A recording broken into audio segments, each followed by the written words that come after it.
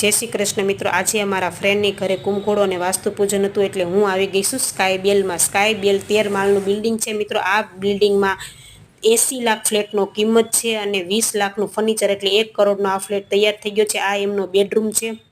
Bedroom खूब हवा उजास वाळो छे। बेडरूम में बाल्कनी आवे छे। त्यांथी तमे कतारगामनो वेड रोड शुभम मार्ट अने जुडियोनो शोरूम जोई शको छो मित्रों। अने तापीनो किनारो पण तमे जोई शको छो। अने फूल हवा उजास वाळो फ्लेट छे। आ तेमनुं रसोडुं छे मित्रों।